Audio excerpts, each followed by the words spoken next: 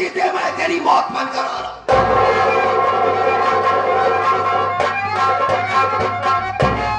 भैया आप भूल गए, अरे आपकी बहन कजरी है भैया, आपको कजरी दीदी की कसम है भैया। अरे आपकी राह देख रही भैया कि आज नहीं कल हमारे भैया आएंगे। अगर आपको कुछ हो जाएगा भैया तो आपकी बहन कजरी तो मर जाएगी भैया। कौन है उसके आगे पीछे? मैं आपके आगे हाथ जोड़ रहा हूं भैया, ये खंजर छोड़ दीजिए भैया। अरे आपकी बहन है भैया अभी।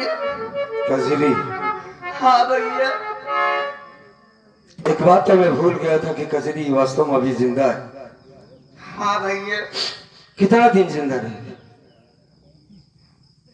क्या कहना चाहते हो भैया? कहना ये चाहता हूं कि आज नहीं तो कल कजरी को मरना होगा। नहीं भैया, ऐसी अशुभ बातें मत करो भैया, ऐसी अशुभ बातें मत करो भैया। आपकी बहन को आज 50,000 के खातिर हमारी गौरी की इज्जत लुटा गया, उसे जान से मार दिया गया और वहां पर कजरी को दहेज के खातिर मार दिया जाएगा। कजरी जिंदा नहीं आएगी छोटे, मेरी कजरी को मार डालेंगे। कहां पाऊंगा इतनी बड़ी रकम जो वापस ले आऊंगा उसे मैं? एक छोटा सा काम कर दूंगा, इस लाश को उठाओ, हमारे साथ चलो, थाने पर चलते हैं, कानून से मदद लेंगे, इसे गंजी दोबरा के सजा मिलेगी साले को। किस कानून की बात करते हैं भैया? कानून केवल पैसे के यार होते हैं भैया। आपके पास इतना पैसा नहीं भैया कि कानून वालों को मुंह बंद कर दोगे भैया। ये गांव, ये देश, ये समाज हमारा साथ देगा, बड़े जरूर साथ देगा। अरे यही तो देख रहा हूँ भैया, किस गांव की बात कर रहे हो? पूरा काजलपुर हमारा है। भाभी मर गई भैया, अभी तक कोई द्वार पर आया नहीं कि कर्मा के घर में क्या हो गया। रंजीत ओबरा के डर से कोई नहीं बोलेंगे भैया, कोई गवाही नहीं देंगे। मैं तो आपको यही कहूंगा भैया कि आप भाभी माँ के लाश को अंतिम संस्कार को कफन दफन करो भैया। और न अगर गांव के व्यक्ति के अगर थाने तक चले गए भैया तो आपको उल्टा फंसा दिया जाएगा और हमारी भाभी माँ की लाश की बर्बादी हो जाएगी भैया। बचा ही क्या है, बर्बादी तो हो चुकी है हमारी, बस जिंदा लाश की तरीके से है। गौरी मर गई समझ ले, तो परवा जिंदा नहीं। जिसमें भले दो थे लेकिन जान हम एक थे। आज की बात बड़ा सोच पैदा होता है। मेरी वजह से गौरी को बड़ी तकलीफ हुई है। मरते समय उसने कहा कि कर्मा पहली बार तो झूठ बोल रहा है। मेरी कजरी कहाँ है, बुला, उसे देखना चाहती हूँ मैं। उसे क्या मालूम, उसे क्या मालूम कि मेरी कजरी के साथ क्या हो रहा। हम जानते थे हम उसे बचा लेंगे, अस्पताल ले जाएंगे, अस्पताल ले जाएंगे, ठीक हो जाएगी। एक काम करो। हाँ भैया। तुम्हारे पास कुछ पैसे हो तो हमारी मदद कर दो। नहीं भैया, हम तुम्हारे पैसा वापस कर देंगे, हमारी मजबूरी है। साथ ही तुम्हारी भौजाई का कफन दफन करने के बाद हम आगे के बारे में कुछ सोचेंगे। ये मदद करना तो हमारा भी फर्ज है भैया। हाँ, लेकिन इस वक्त हमारे पास पैसा नहीं है भैया। तुम्हारे पास भी पैसा नहीं? नहीं भैया, मेरे पास भी पैसा नहीं। एक काम करते हैं, चलो बगैर कफन को हम इससे दफना देंगे। नहीं भैया, आप बगैर कफन की भाभी माँ की लाश को दफन करोगे भैया? नहीं भैया। कहाँ पाएंगे कफन का पैसा हम? भैया, हाँ, ये भैया बाबू माँ बहन आई हुई भैया, हम लोग या भाभी माँ के लिए कफन के लिए भीख नहीं मांग सकते भैया। इसके सिवा कोई रास्ता नहीं है भैया।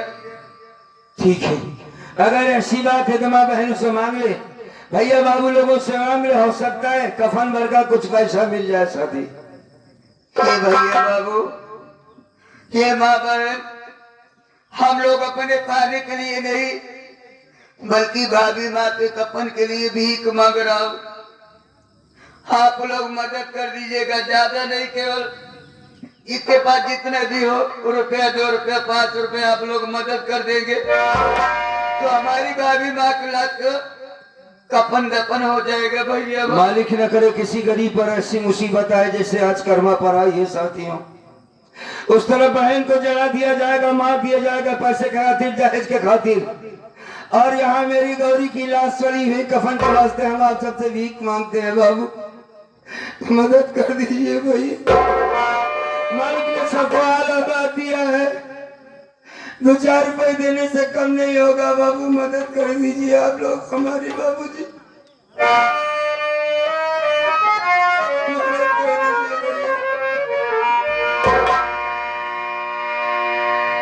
कि मेरे पत्नी की लाश पड़ी है,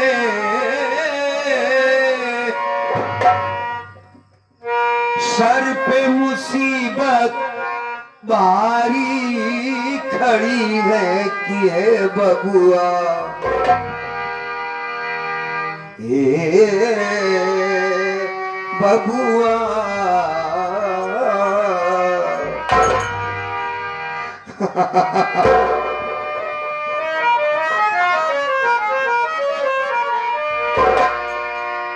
कि मेरे गौरी की लाश पड़ी है, सर पे मुसीबत भारी खड़ी है कि ये बबुआ, कहाँ पाई हम कफनवा कि ये बबुआ, कहाँ पाई हम।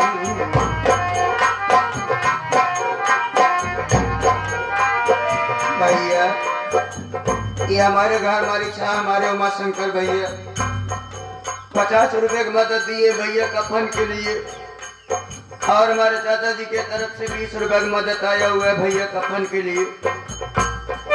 हमारी भैया का भंडार भरा रहे बाबू। आज आपने इस गरीब कर्मा की मदद की है, हमारी तुम्हारी मदद जरूर करेगा भाई। इस तरह चला जा भैया, बाबू लोगों से मदद मांग ले, माँ बहनों से मदद मांग ले मेरे भाई।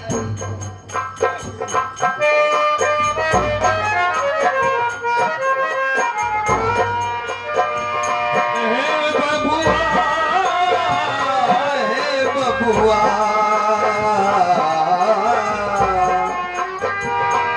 कहवा पाई हम कफनवा कि ये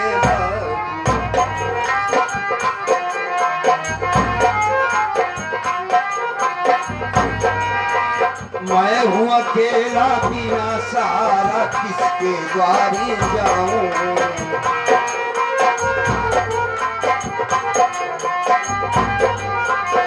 किसके द्वारे जाऊं भैया, किसके द्वारे जाऊं।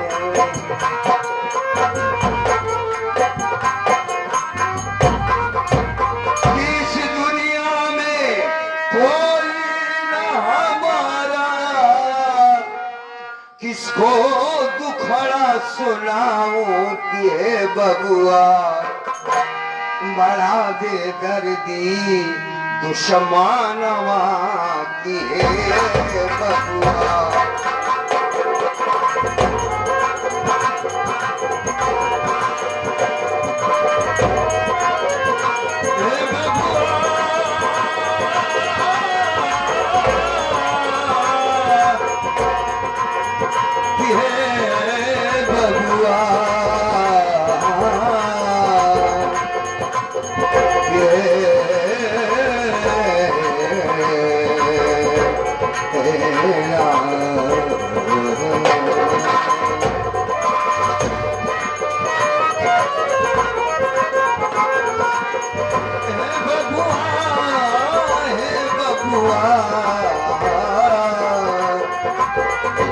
कहाँ पाई हम कफनवा कि हे बबुआ।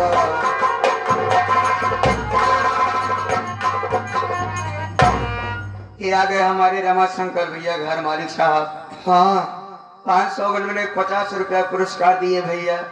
मदद के लिए भैया, कफन के लिए। बहुत बहुत धन्यवाद। और हमारे घर मालिक साहब, हमारे घरेलू चाचा जी, इस 100 के नोट में 50 रुपए की मदद दिए भैया।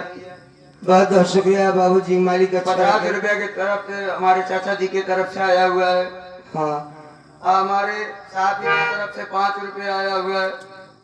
भैया जी की तरफ से 10 रुपए की मदद के लिए आया हुआ भैया, कफन के लिए। सब भाइयों को बार बार प्रणाम नमस्कार करता हूँ। मालिक सबको अच्छा रखे भाई।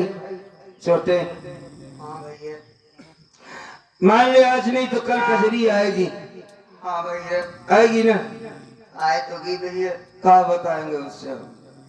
क्या बताएंगे?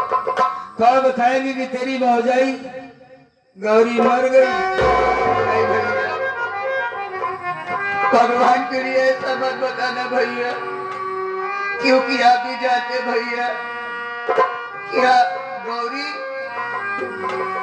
अपनी ननद नहीं अपनी बेटी समझती थी, और कजरी भाभी नहीं अपनी माँ समझती थी भैया। अगर वो अगर जान जाएगी भैया कि हमारी भाभी माँ इस दुनिया में नहीं है, तो जीते जी मर जाएगी भैया। आपको छुपाना पड़ेगा भैया। लाश को उठाओ, चलो इनका अंतिम संस्कार करते हैं। मनोज भैया बुला लो। आवा भैया। आजा मेरे भाई, मदद कर दो बाबू। आज कर्मा के ऊपर बड़ी मुसीबत गजब पड़ी है भाई। चल भाई आजा।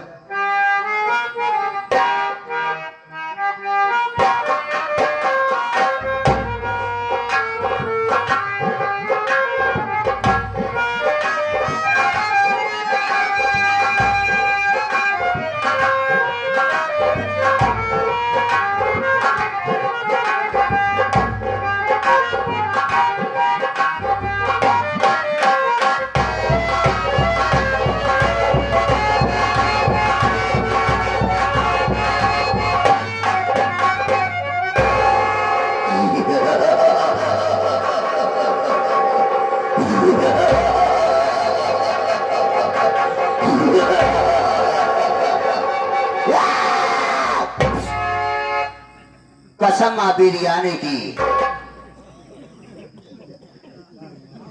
कसम माँ बिरयानी की, भागने की कोशिश की इतिहास खड़ा होकर छलछला दूंगा।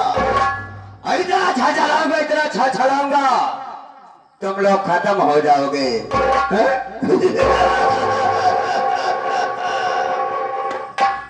मैं बहुत खतरनाक डकैत हूँ।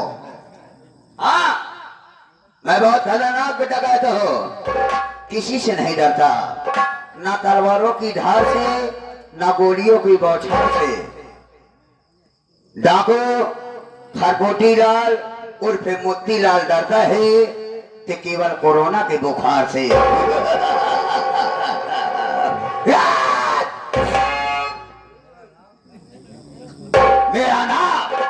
मेरा नाम खरपोटी लाल उर्फ मोतीलाल, खरपोटी उर्फ मोतीलाल नाम है।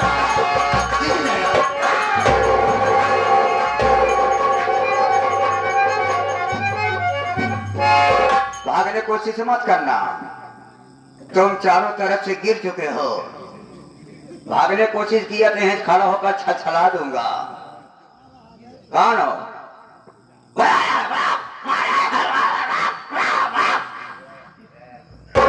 भाई साहब, हाँ, ये कौन सी जगह है?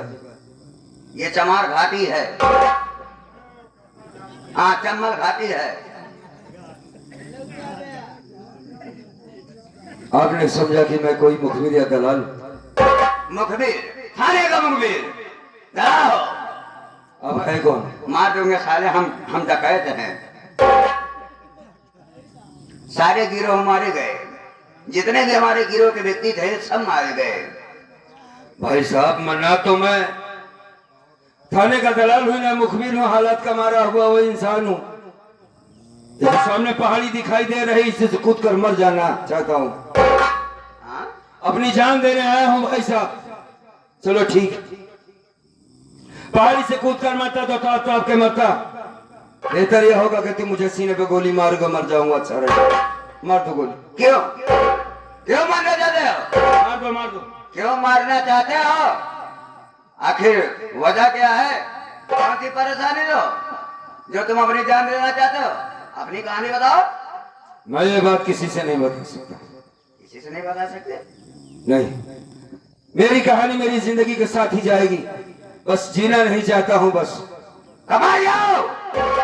लेकिन मरने से पहले हम तुमसे रिक्वेस्ट करते हैं भाई साहब कि तुम अपनी कहानी बताओ। क्या नाम है? कहाँ के रहने वाले हो? आखिर तुम अपनी जान क्यों लेना चाहते हो? अपनी कहानी बताओ। ये डाकू खरपोटी मोतीलाल तुम्हारा साथ देगा। पहली बात तो भाई साहब कोई किसी का साथ नहीं देता, ये तो गलत बात है। लेकिन मैं किसी गरीबों के आंखों से आंसू नहीं देखा। सब लोगों को मदद किया हो। आज पहली बार किसी इंसान ने मुझसे इतनी अच्छी बातें की कि मैं तुम्हारी मदद करूंगा। अपनी मुसीबत बताओ। भाई साहब बोलो। मेरा नाम कर्मा है। अभी भी अपनी पत्नी के चिता में आग लगा के आ रहा हूं।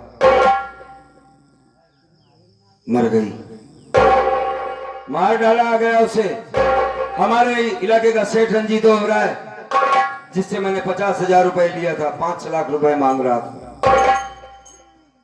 ब्याज नहीं दे पा रहा था। मेरी औरत की इज्जत को लूट लिया उसने। जब उसने कहा कि सारी बात कर्मा को बताऊंगी, तो उसने उसके पेट में चाकू मार दिया। बहन की ससुराल नैनागढ़ में है, वहां पर उसे दहेज के लिए मार दिया जाएगा। उस तरह मेरी बहन मर जाएगी, इस तरह मेरी गौरी को मार डाला गया। मेरी जिंदगी खत्म हो चुकी है सती। तुमने बहुत हिनौता से मुझसे बात की, इस वजह से मैंने तुमको अपनी हकीकत बता दिया।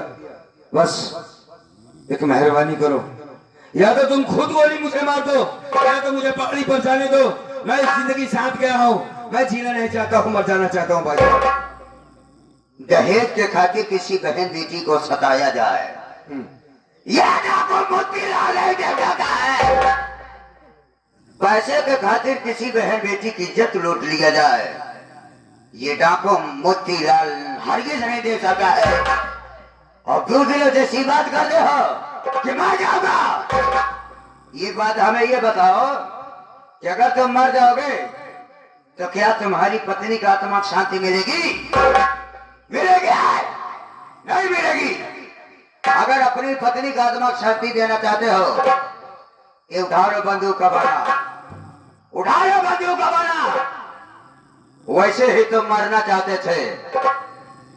आज के बाद ये समझो कि गरीब कर्मा मर गया। गरीब कर्मा मर गया, आज के बाद जिंदा हो गया। डाकू कर्मा से, डाकू कर्मा से, डाकू कर्मा से। मिटा दो हाथियों को, जिन जिन लोगों ने तुमको बर्बाद किया है। ये डाकू मोतीलाल तुम्हारे साथ रहेगा। जितनी भी पैसे की आवश्यकता हो, ये डाकू मोतीलाल तुम्हारी मदद करेगा। आवाज के बाद हमारे गिरोह को तुम सरदार रहोगे। मैं डाकू खरपोटी मोतीलाल तुम्हारा साथी रहूंगा। बिना जाने समझे, एक बार भी नहीं सोचा कि मैं कहीं झूठ तो नहीं बोल रहा।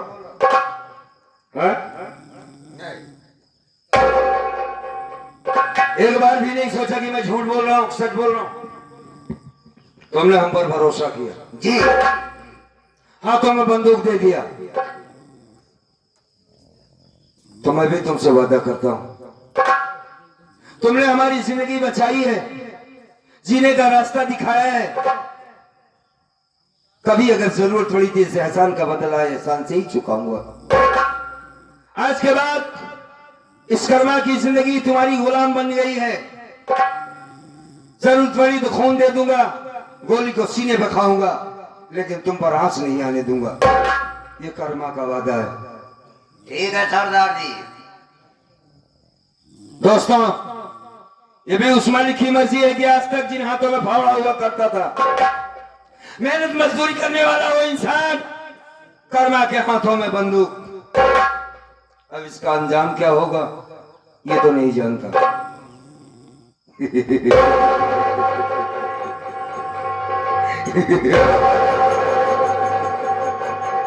मर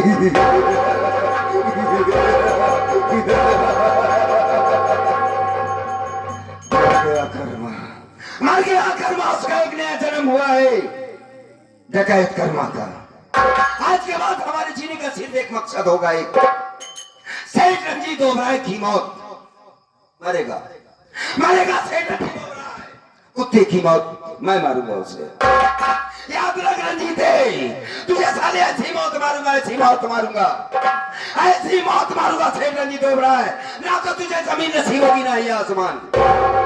तेरे बेटे में तेरी गोली मारूंगा साले, इतनी गोली मारूंगा कि देखने वाला ये कहेगा किसका साले की मधुमक्खी का छत्ता है। आज के बाद तेरी जिंदगी की उल्टी गिनती शुरू हो गई। जिस दिन कलमा से तेरी मुलाकात होगी, हमारा कसम तेरी जिंदगी का अंत होगा, अंत।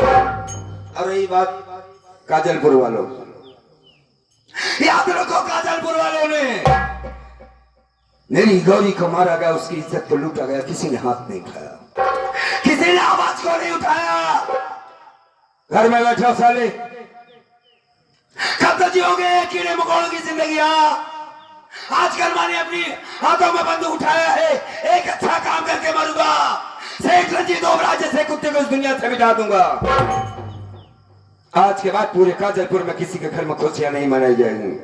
ये सरदार जी, कोई खुशी नहीं मनाएगा, नहीं मातम होगा, मातम आतंक होगा इस इलाके में कर्मा का। सेठ रंजीत ओबराय इंतजार कर, इंतजार कर, कर्मा तेरी मौत का पैगाम लेकर आ रहा है। इंतजार कर सेठ रंजीत ओबराय, ये डाकू मोतीलाल भी आएगा। क्या नाम बता? मोतीलाल। ये कैसा नाम है? बहुत दहशत वाला नाम है सरदार जी। डाकू बटोरी कोट, डाकू खरकोटी और मोतीलाल। अबे सारे कोई नाम है? हाँ? मोतीलाल, कच्चीलाल, ये कैसा नाम है? और किसने रखा इस नाम को?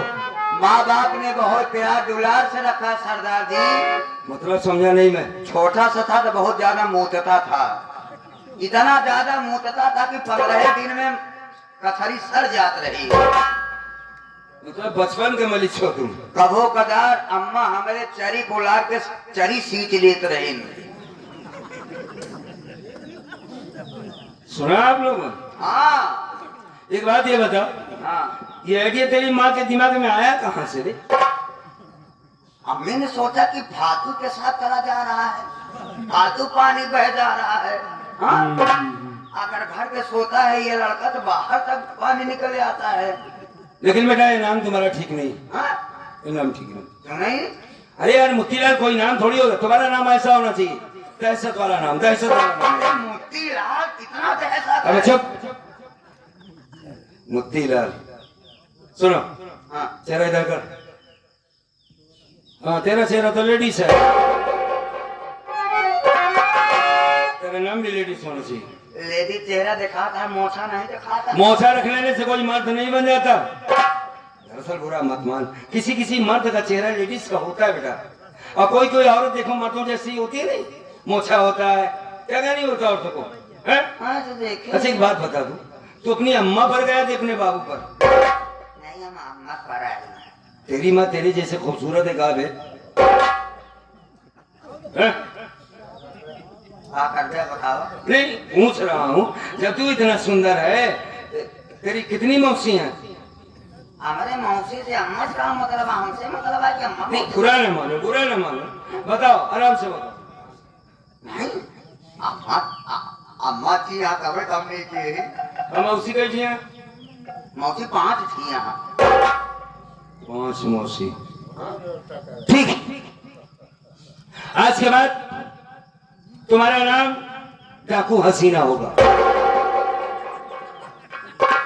चौको नहीं, इस नाम से फायदा कितना होगा ये भी मैं बाद में बताऊंगा तुमको। अबे लेडीज रहेगा तो लोग शक नहीं कर पाएंगे।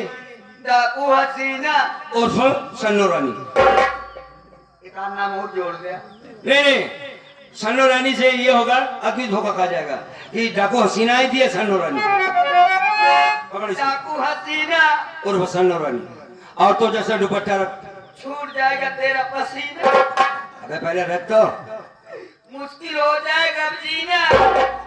वहाँ सारे एकदम कमीना कहते सर। हाँ अब तू एक डकैत बन गया। क्या बना? डकैत। और दुपट्टा नीचे कर।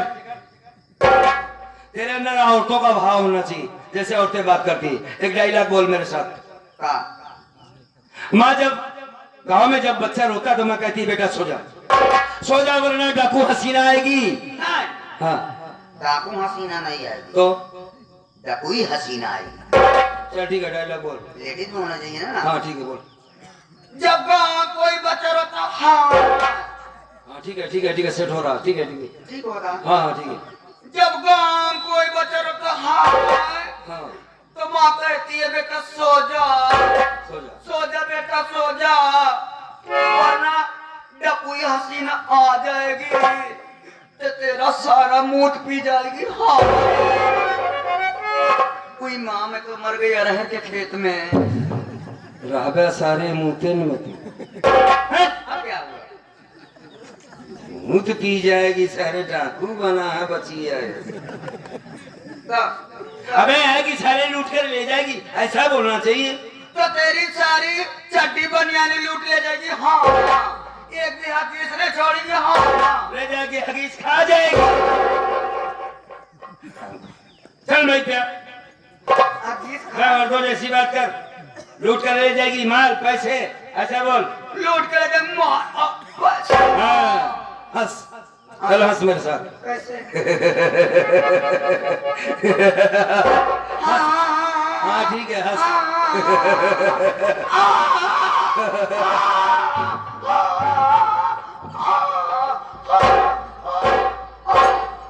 ठीक है ठीक है ठीक है। वह तेरी आदत बिगड़ो जैसी बनती चली जा रही। ऐसा हंसता है कोई? सुन चल तेरा पहले कपड़ा को चेंज करवाता हूँ। हाँ। उसके बाद क्या करना है हम तुमको बताएंगे। मास्टर आप लोग सरदार जी शमा पे हंस के मरने वाले को परवाना कहते हैं।